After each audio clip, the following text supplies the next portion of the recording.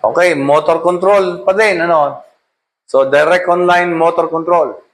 Testingin natin kung gumagana yung mga indicator, nag-start button, stop button, mga indicator.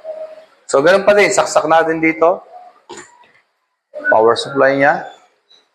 Main breaker. Taas natin. Then, emergency stop. Release. Pakanan, ha? Inspection. Kung walang obstruction, taas. On ng motor. So, simple lang yung direct online motor. So, testingin natin yung breaker. Kung gumagana. Paano natin malaman kung gumagana? Ayun, nagkaroon ng power. Itong indicator, gumagana rin. Nakita natin. Kasi pag in-on natin yung breaker, tinaas natin at walang indicator, hindi tayo sigurado kung may kuryente. So, yun yung testing na operation. Start natin kung gagana. Pag pinindot natin ito, kailangan umandar.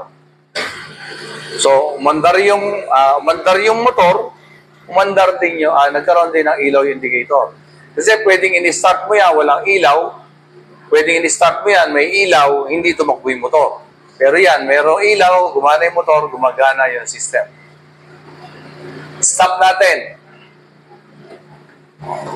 Pwedeng nawalay ilaw, hindi namatay yung motor. Ito, nawalay ilaw, pinindot natin stop, namatay din yung motor. So, gumagana. So, tingnan natin yung power. Pag binaba natin yung breaker, dapat mawala ng ilaw yung power. Mamatay yung ilaw pala. So, let's say nagka-problema, gusto nating i-isolate. Unahin natin itong emergency stop, engage, para totally isolate. Then, itong breaker, baba. Then, lagyan ng lockout, tagout. Itong main breaker, baba din. Lagyan din ng lockout, tagout.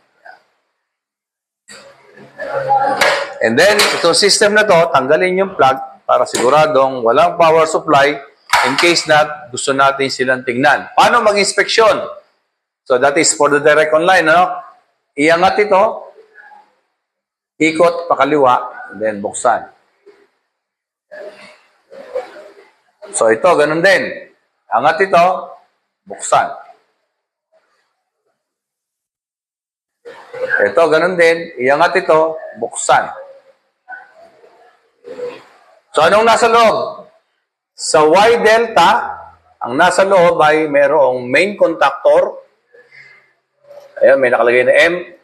May delta contactor and may Y contactor. Pare-pares lang naman sila. Nilagyan lang ng designation. Anong gamit? And then the overload. Relay. And then the timer. Ito yung timer para pagtakbo ng Y. Pag natapos na yung timer, lilipat ng delta. Ayun yung fuse, dalawa. Paano hugutin ang fuse? Hilahin mo. Ayan. Checkin mo kung hindi sunog o putol. Then, balik mo.